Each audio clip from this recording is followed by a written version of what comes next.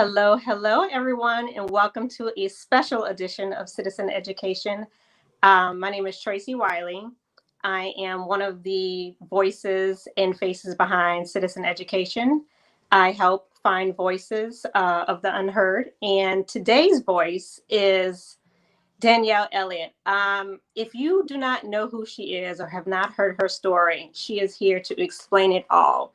Her story dropped into my lap a few weeks ago, and it crushed me because, like Danielle, I have a young Black son. Her son was suspended for playing with a toy gun during one of his virtual classes. And not only was he suspended, the police was called on him. So I had to talk to Danielle. I had to hear her story. So we are here today. Danielle, thank you so much for agreeing to sit down and talk with me. And just please introduce yourself and tell the world who you are and your story. Absolutely. Thank you, Ms. Wiley, for that. As Ms. Wiley stated, my name is Danielle Elliott. I am the mother of Isaiah Elliott, a 12-year-old boy in the news that recently went viral due to him playing with the toy in the privacy of his own home. He had the police called on him. He was suspended for 5 days, and numerous laws were broken, procedures and practices from the school. I definitely have a very hard time agreeing with. So I hope to elaborate that on a little bit more and just, share my story and be the voice, not only for my son, but for other parents, and spreading awareness so that another child doesn't have to go through something like this.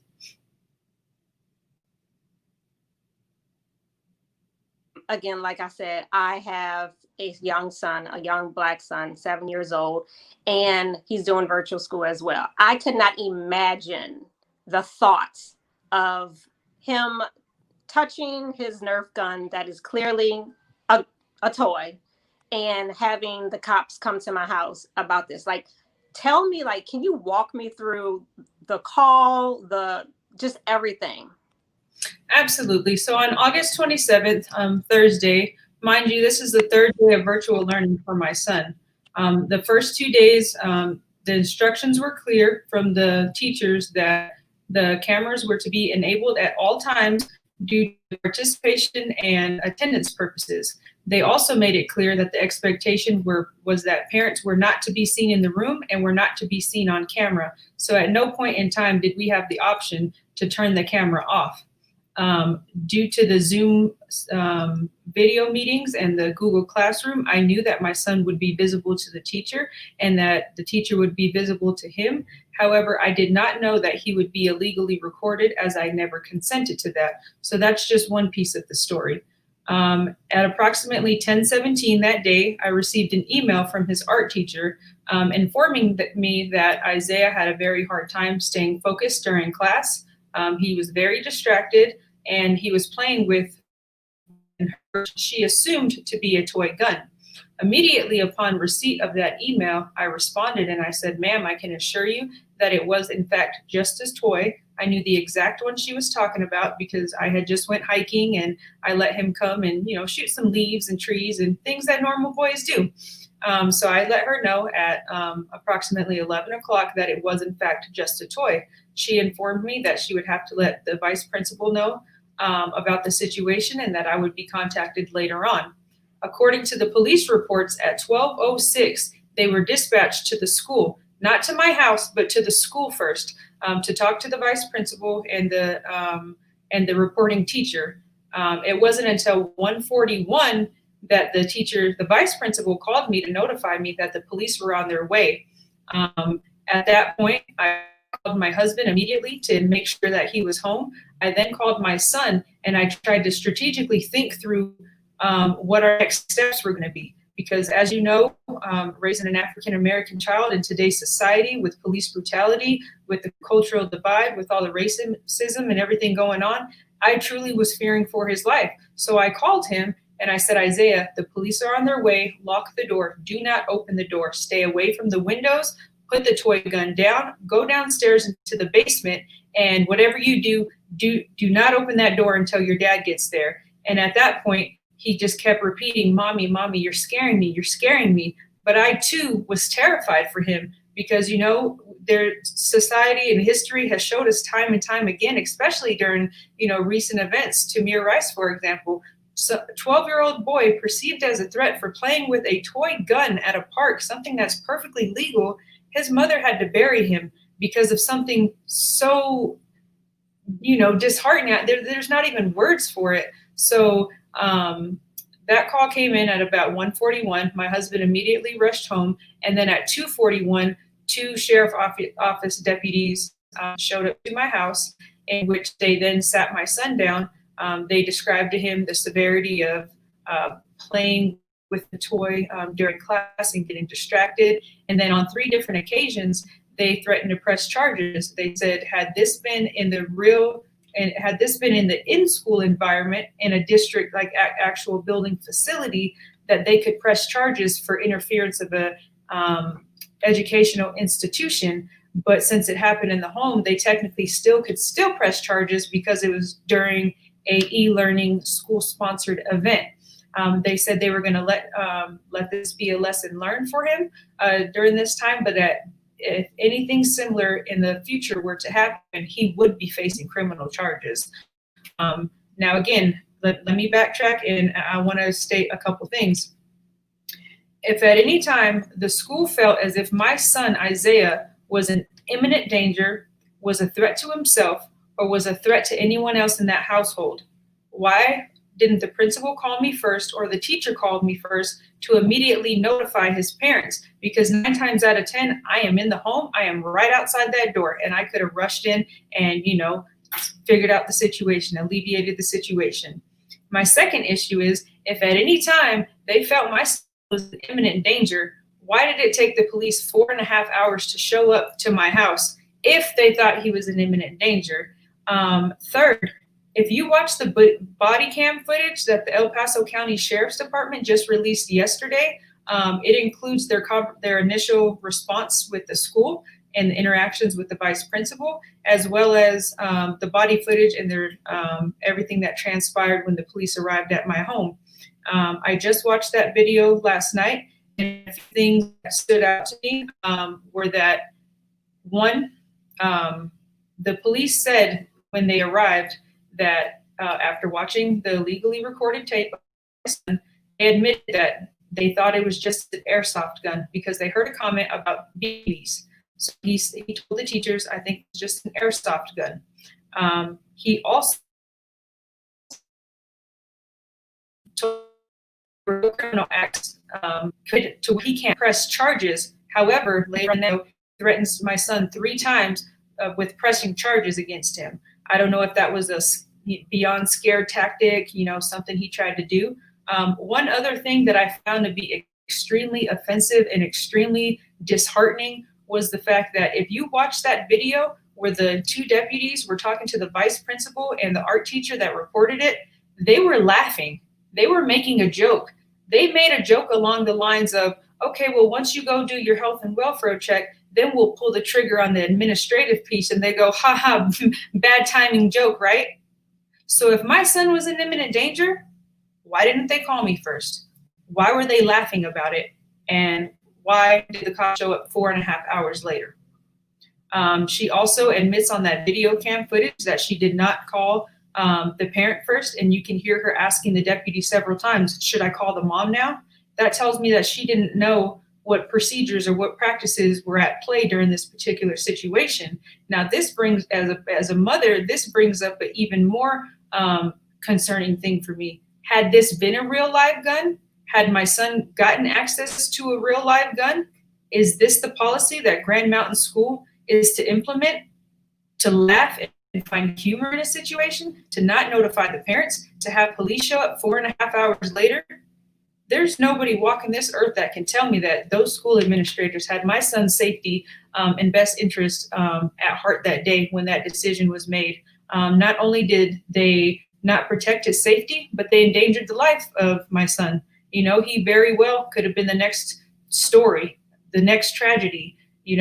I can't help as a mother but to think about the different and play out the different scenarios in my head, like what if my husband had not been home? What if the police arrived prior to me showing up and my son opens the door, thinking, hey, it's the police, opens the door, has this BB gun in his hand, and, the police react and they shoot first and ask questions later. Now,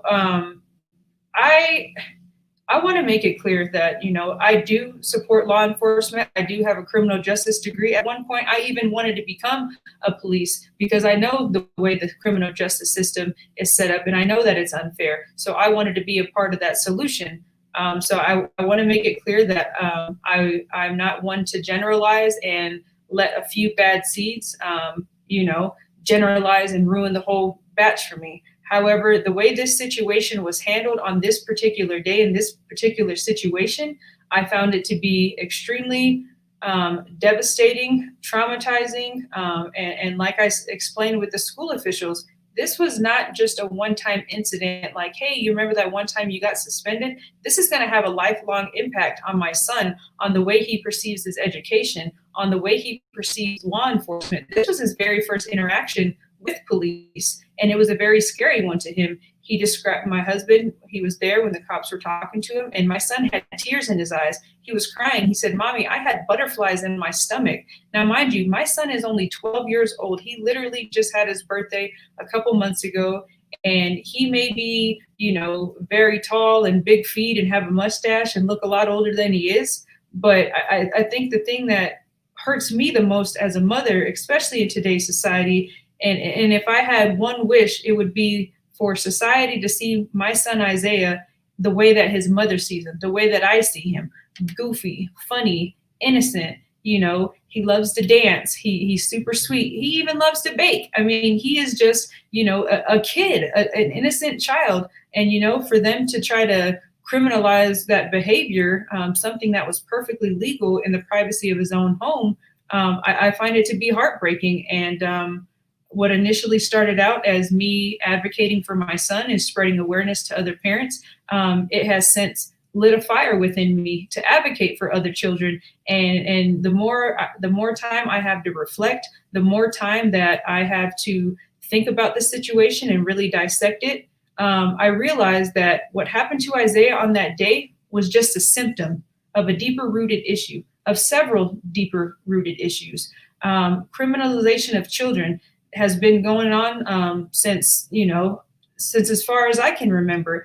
Kids, before they even reach the legal age of 18, they already have records for doing silly things that children do, for climbing on the roof and thinking it's funny, for playing at the school after hours. They get trespassing charges, silly things that kids do. And after this story went viral, I've heard from so many different parents around the world thanking me and just saying, hey, my son got suspended at age 6 because he drew a picture of a gun, or my daughter got suspended because I packed a butter knife for her to make a peanut butter and jelly in her bag. And, the police were called, they were put into handcuffs. And to me, that's not only traumatizing, that doesn't only have lifelong mental impacts on these children, but think about how that decreases their future, their chances at success in the future. You having a record, that prevents you from getting into the military, from getting into prestigious colleges, from getting specific jobs, from passing background checks in the future. So,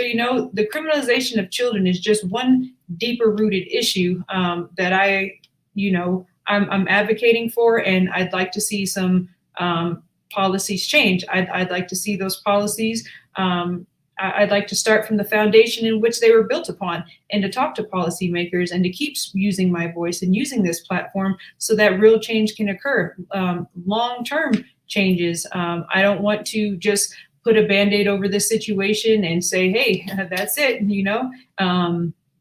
Several people have asked whether I'm going to pursue a lawsuit or what my next steps are going to be. And I'm kind of on the fence right now. I'm going back and forth because while the school very well does deserve a lawsuit, there's no doubt about that. At the same time, I'm asking myself, I'm not in this for the money. I want to see long-term changes. I want to see bills passed. I want to see, the school held accountable. I want to see these school officials fired because they have no business working in a profession that deals with children. Like I mentioned, the deeper rooted issues, not only the criminalization of children, but discrimination against children with ADHD and learning disabilities, things beyond their control and beyond their ability. I think it's also important to mention that my son does suffer from ADHD, something that the school was very well made aware of. He's been on a 504 learning plan since March of 2019, in which all the teachers had to sit down and hold a meeting about. So they know he's easily distracted. They know he wiggles around a lot. That's just the nature of the diagnosis, So for them to not only not take that in, for them to know that and still proceed on suspending him for 5 days, to me, it was completely out of line. I discussed with the vice principal and the principal that Thursday, that Friday, and then that following Monday, I spoke with the district superintendent, and my husband and I both addressed some of our concerns that we had with the way the situation was handled. One, not calling the parents first. Two, the teacher in the video admits after watching it, she knew it was a toy, but yet insisted on them going over to do a health and welfare check. A health and welfare check to me, now I'm not a subject matter expert, but a health and welfare check to me is, hey, just checking in, seeing if everything's okay. Hey, I see it's just a toy. Okay, you guys have a great day.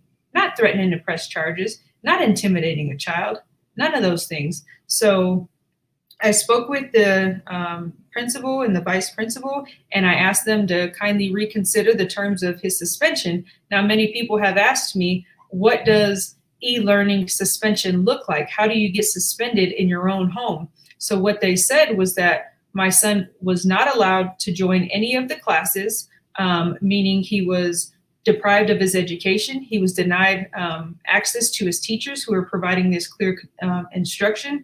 And not only that, I asked them too, I said, can he log into the classes and have his mic and his camera disabled so that nobody even knows he's there, but this way he can still learn because he has ADHD and it's already hard enough. And I think I speak for every parent across America right now. It's already hard enough on children in general and parents in general trying to adapt to this new e-learning environment with, this unpredictable pandemic that hit and everything like that. But then you throw on top of that the fact that my husband and I, we work full time for the military. So I've had to take the last 2 weeks off of work just to try to navigate and help my son get through class and things like that. And then the fact that he can't even have access to his teachers. So now I'm expected to be a teacher. So I told the school, I said, not only did you punish my son twice by suspending him and calling the cops, but now you're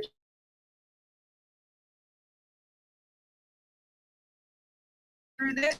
That he has a disability, and yet they refused. They refused to budge. They to admit that anything they did was wrong. They refused to acknowledge the trauma that this caused my family, the fears that we had that day. And, it was very insincere, the conversation that we had, the comments that were given to us, specifically by the principal. He told me that he sees no race. And, he goes, I even have a Black nephew.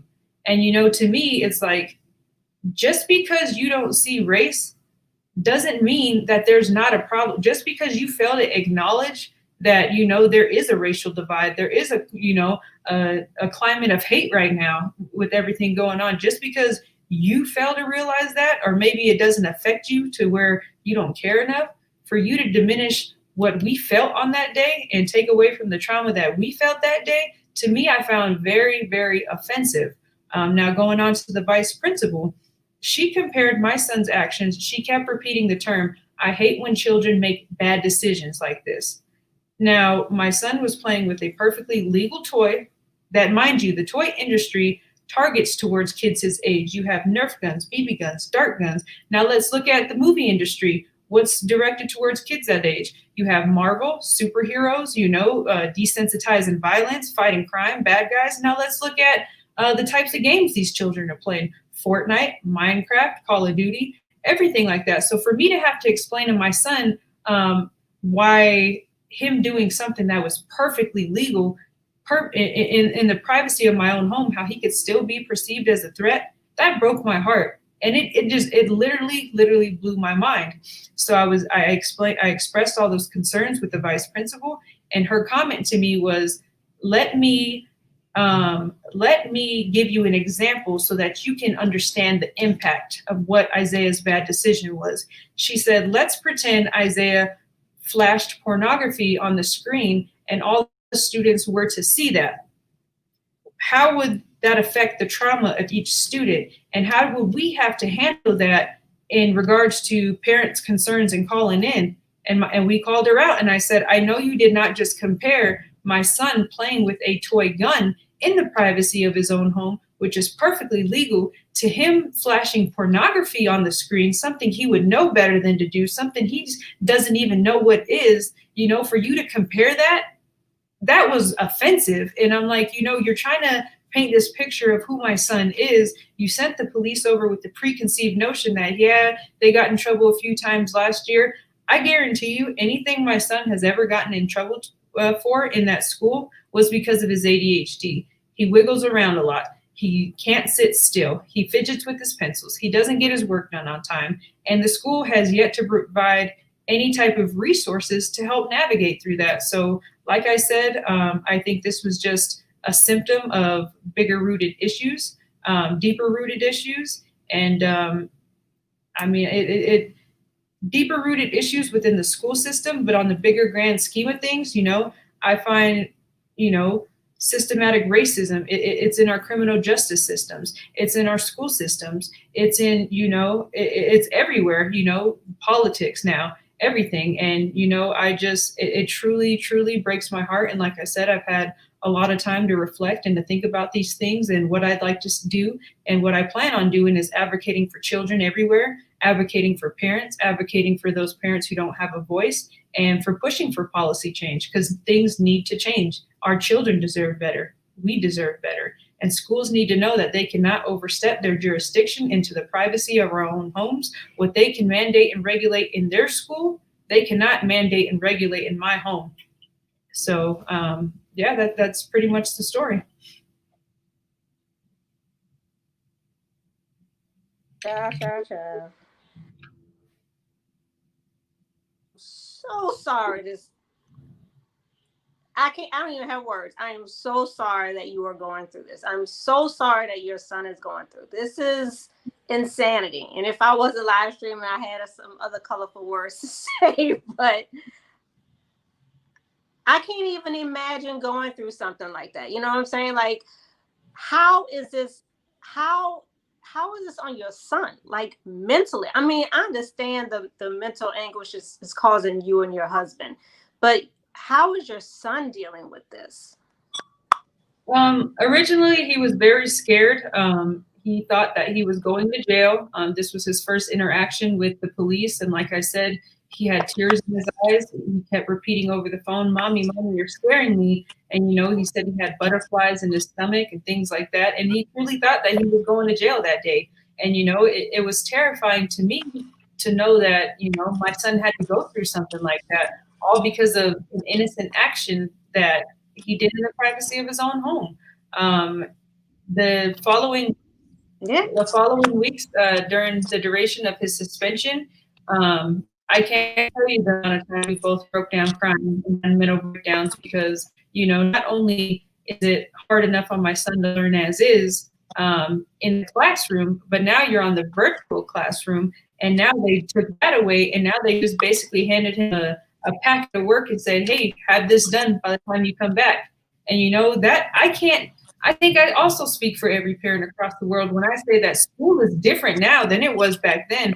I can't tell you the first thing about Common Core math. It makes no sense to me. We learned cursive and critical thinking, and this isn't being taught in schools anymore. It's completely different. So for me to try to help my son, he's asking me, Mommy, can you help me? And I'm looking at him like, can you help me? Like, I don't know the answer. So, he's crying, I'm crying. And finally, I made the decision. And I was like, you know what? You've been through enough. We hugged it out. We cried. And I told him, you're done. You're done. I'm taking you out of this school. I'm taking you out of this district. You just relax. For the last few days, he's been hanging out with my grandpa, who's his best friend, while I take care of some business. And every day I get an update. He's eating a Oreo milkshake. He's dancing around. You know, he's having fun. So I'm really glad to see him smiling again. I'm really glad for the immense amount of support that, you know, of people who are backing Isaiah and, you know, who have his back and his support. In fact, today we just got some random packages at our door. We don't know who they're from, but people are sending him Nerf guns, and you know he's so excited about that. And it's like, you know, so I truly hope that, you know, this is something that through time we can work through with him. As his mother, you know, we build him up and we tell him, like, you are no different because of your disability. You are no different because of your race. You know, you may have different privileges. You may not have the same privileges as other people because of things beyond your control, but you're just as special. You're just as smart. You're just intelligent. And one other thing I'd like to bring up too, this was not the only time we had something like this occur within District 3. I'd be lying if I said this was the first incident. And again, raising a child in today's society, an African-American child in particular, is already hard enough. We already have to think 10 steps ahead to ensure their future and to be overprotective and put different countermeasures and things in place to make sure that they're safe. So although I want to shelter my child, I know that with the ugliness of the world, I also have to prepare him for that. And unfortunately, we had to start these racism talks and police brutality talks and things like that as early as age 6. Age 6, he went to a trampoline park, somewhere he loves to go. It was his favorite place to go. And he told me, Mommy, I never want to go back to that place again. And I asked him why.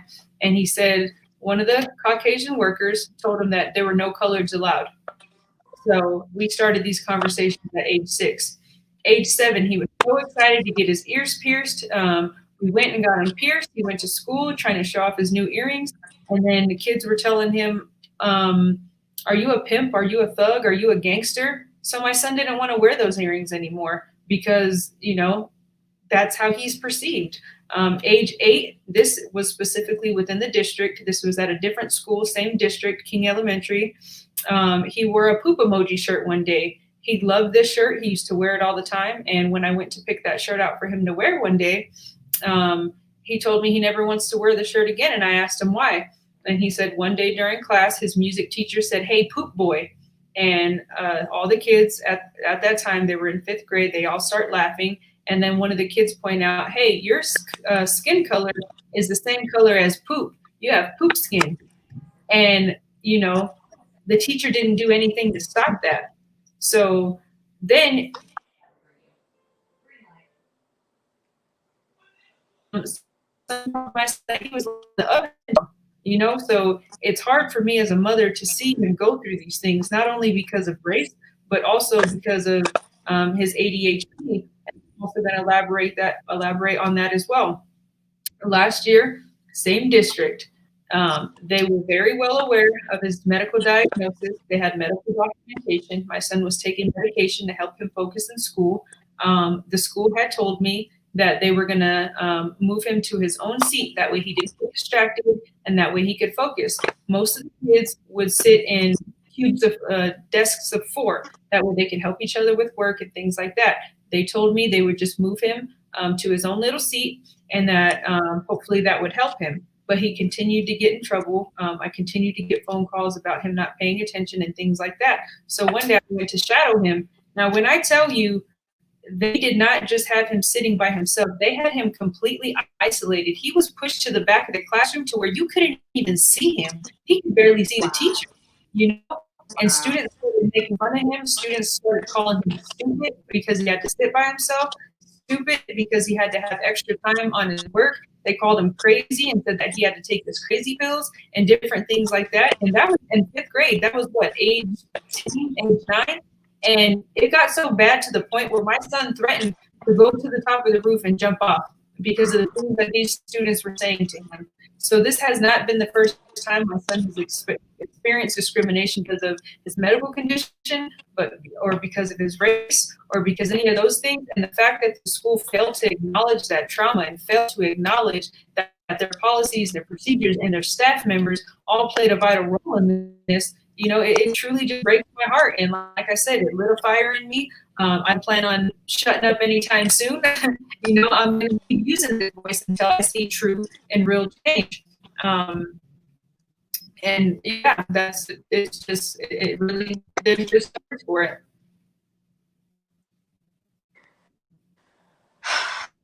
Danielle, again, I am so sorry this is happening to you. And what I'm glad you got out of this is that fire that is inside of you to advocate for our children, to advocate for our Black boys. That there is a laundry list of people that are behind you, because you need to seek justice.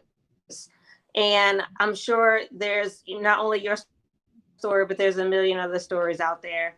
And hopefully this story is going to bring someone else to come out to talk about their own situation, their own, back, let us know what we can do. And again, thank you so much for sitting down with me and explaining your side of the story. I can only imagine all the different ways your story has been expressed and told. So I wanted everyone to hear from you exactly what happened, and how can we move forward, because you need to seek justice. And I know you're on the fence right now with what you're going to do with the school, but let us know. Absolutely. Well, again, I want to thank you and the Citizens Ed Network, and for keeping in touch with me, for checking on me and things like that. I truly, truly appreciate it. I'm extremely grateful for this opportunity to speak openly, and like I said, not get my words twisted, or certain parts of interviews cut out just to fit other people's narrative. So I am so appreciative for you guys, and I thank you. And feel free to reach out anytime if there's anything I can do.